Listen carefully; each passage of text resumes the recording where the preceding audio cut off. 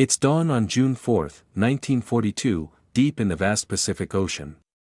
The sea is calm, but the air aboard the Japanese carrier Hiryu hums with tension.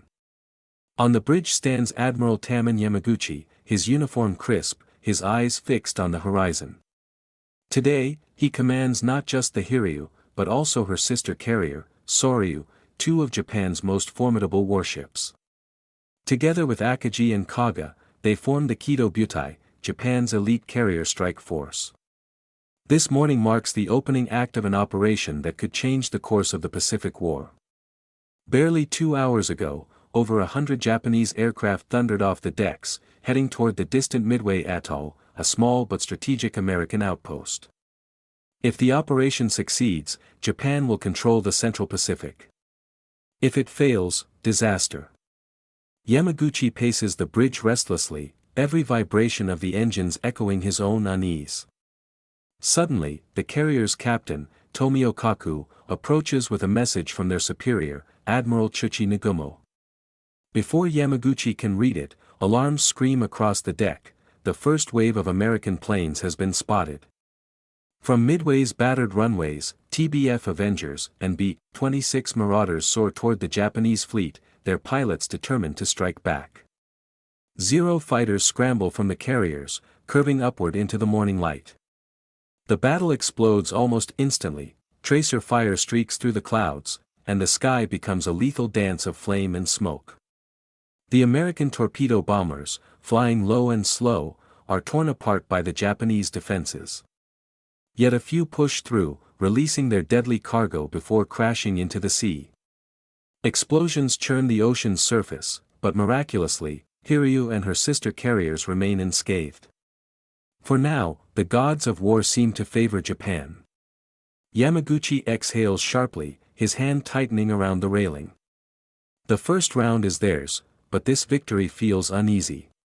He knows the Americans will not stop. Orders come down to prepare for a second strike on Midway.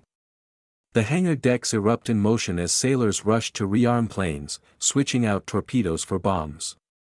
In their haste, the decks become cluttered with explosives, an invisible powder keg waiting for a spark. Then, word arrives from a scout plane, enemy ships have been sighted. Yamaguchi's pulse quickens. The battle for Midway is about to turn, and he's standing on the edge of fate. Re-hook, as the Japanese fleet reconfigures for another attack, unseen American carriers close in across the waves, ready to unleash hell from the sky. The hangar decks of the Japanese carriers are chaos. Sailors sprint between rows of aircraft, hauling torpedoes, bombs, and fuel hoses in a desperate effort to rearm for another strike on Midway. Every man works at the edge of exhaustion, their uniforms soaked with sweat under the tropical sun. The air reeks of oil and gasoline, a single spark could turn the deck into a firestorm. Admiral Yamaguchi watches the madness unfold from the bridge of the Hiryu, jaw clenched, frustration etched into every line of his face. The radio crackles with the voice of Admiral Nagumo, issuing new orders. Reports confirm the presence of American ships nearby, but they're still unsure if they're destroyers, cruisers, or something far worse. Yamaguchi knows what this means: they've wasted precious time. Half their planes are still armed for bombing land targets, not ships. The Kido Butai, once the most feared naval force on Earth, now stands exposed, its decks filled with explosives, its aircraft unready for battle. And then, the nightmare returns. From the horizon, more American aircraft appear, waves of torpedo bombers screaming toward the fleet. Anti-aircraft guns roar to life, tracers arcing upward like fiery whips. The Japanese Zero fighters dive to intercept, ripping through the attackers with deadly precision. The ocean is littered with wreckage and oil slicks as American planes fall one after another, but still, some press on, fearless and doomed.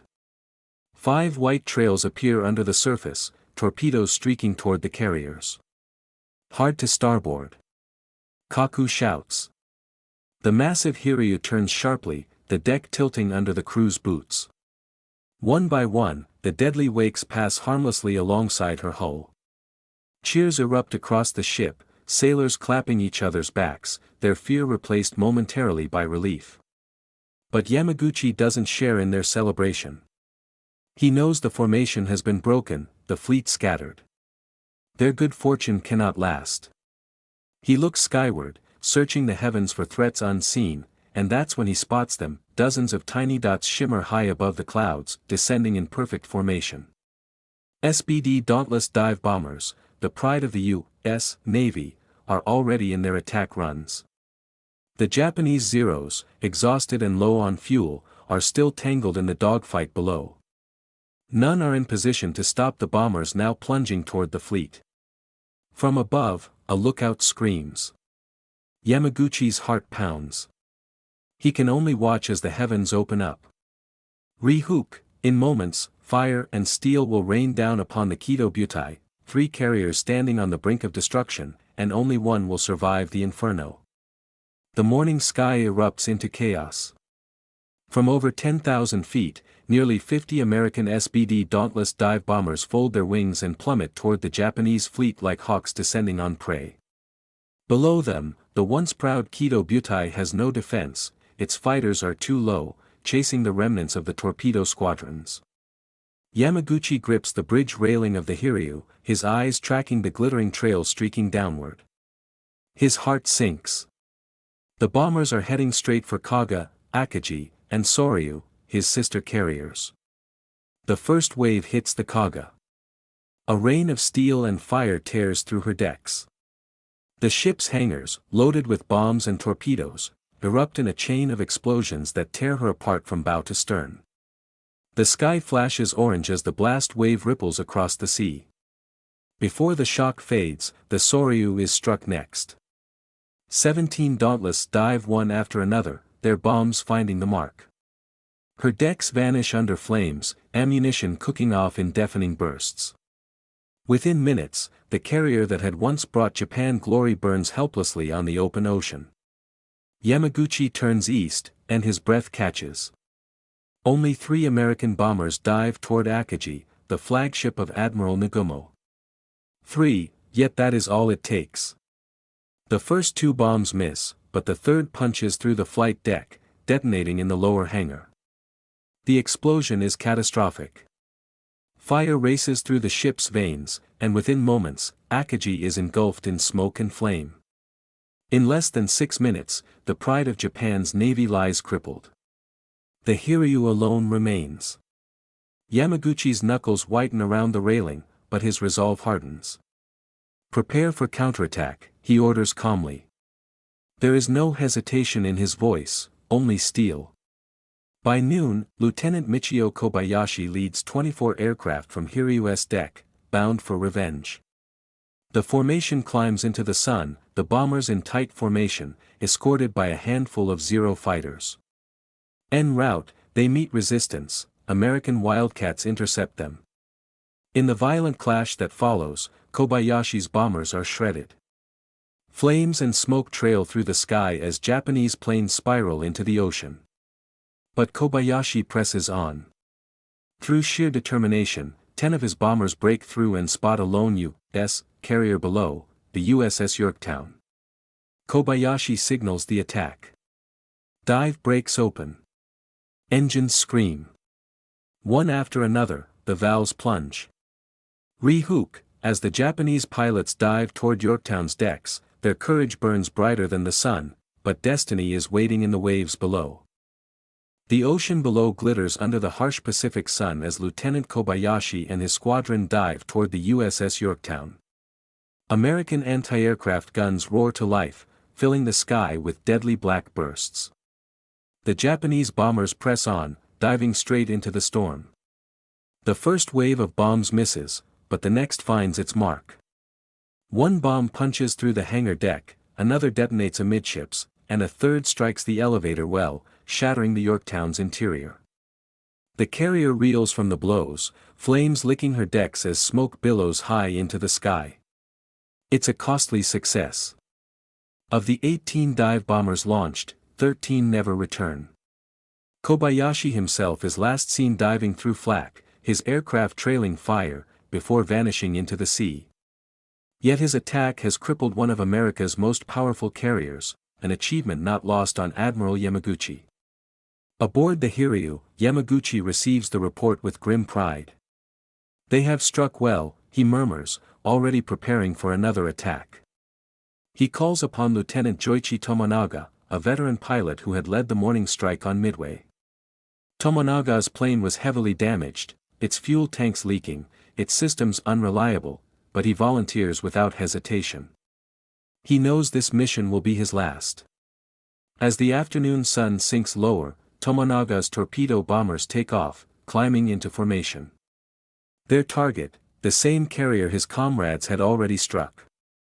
Unbeknownst to them, the Yorktown has been patched up enough to stay afloat, her crew fighting desperately to keep her in action. After an hour's flight, Tomonaga spots his prey. The Yorktown glides across the waves, scarred but defiant. He orders his men to split into two groups and prepare for an anvil attack, a pincer strike from opposite sides. The first attack run fails, their torpedoes miss as American fighters swarm in, guns blazing. But the second wave gets through. Four torpedoes streak toward Yorktown's hull, two of them striking home. The explosions rip open her port side, flooding her lower decks and bringing the proud ship to a halt. The Yorktown lists sharply, her decks awash in smoke and debris. Tomonaga never sees it. His plane, already ablaze, tumbles into the sea moments after releasing its torpedo. His final sight is the wake of his weapon streaking toward the target, a soldier's last offering to his nation. The surviving pilots limp back to Hiryu. Their faces are blackened with smoke, their eyes hollow. The ship's decks fall silent. Yamaguchi stands motionless, aware that though they have dealt a heavy blow, retribution is coming. Re-hook, as dusk settles over the Pacific, the hunters become the hunted, American bombers have found the Hiryu, and the Admiral's final hour is near. The sea is calm again, but aboard the Hiryu, the air is heavy with dread. The crew moves quietly, every man aware that the Americans are coming. The once proud flagship of Yamaguchi's counterattack now stands alone against the horizon, scarred, exposed, and doomed. At 3:50 p.m., a scout plane radios in a chilling report. Two American carrier groups are closing in from the northwest, less than 120 miles away. Admiral Yamaguchi stares at the chart, knowing the truth before anyone dares to say it aloud: they've been found. Just after 5 p.m., the attack begins. Out of the fading sunlight, 24 American dive bombers appear, their silhouettes glinting against the clouds. 6 peel off first, diving toward the Hiryu's bow. Anti-aircraft guns roar to life, the deck erupting with smoke and fire. The first group's bombs miss narrowly, geysers of white water exploding alongside the hull. Then comes the second wave, 14 bombers in near-perfect formation. The Hiryu veers hard to port, but the bombs fall true. Two direct hits smash into the forward flight deck, blowing open the hangar below. A firestorm rips through the ship as aviation fuel ignites, spreading flames from bow to stern.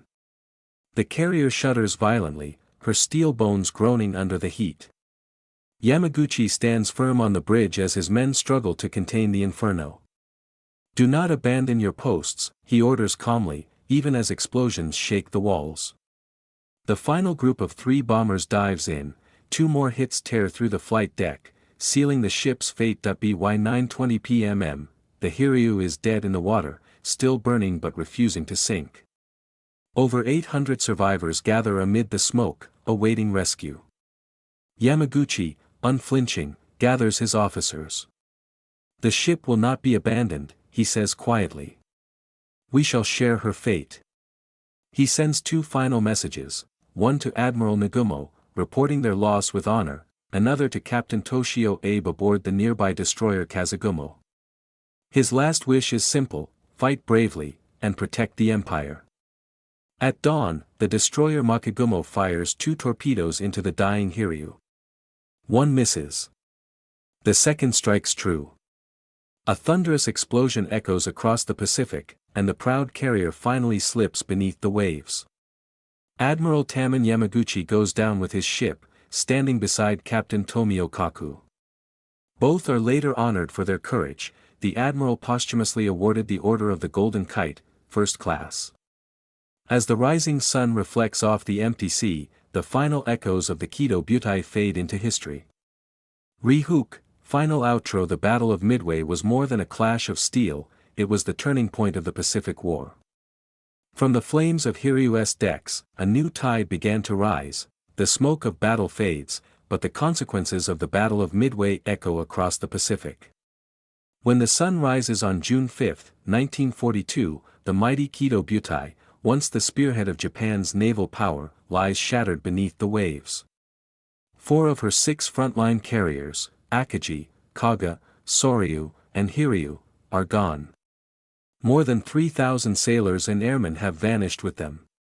What had begun as a bold Japanese strike to crush American resistance has ended in catastrophe.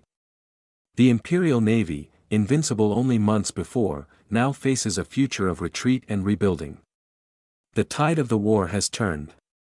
News of the defeat reaches Tokyo like a thunderclap. The loss is more than material, it is spiritual. Japan's confidence, built on a string of victories across Asia and the Pacific, is shaken for the first time. Admirals and ministers gather in silence, unable to comprehend how a single day could undo years of dominance. But amid the wreckage, the story of Admiral Taman Yamaguchi spreads through the fleet. His final words, calm, resolute, and unwavering, become a symbol of loyalty and courage. Many young sailors speak of him not with sorrow, but with reverence. He went down with honor, they say. He did not abandon his men. Across the ocean, in American war rooms, the mood is very different.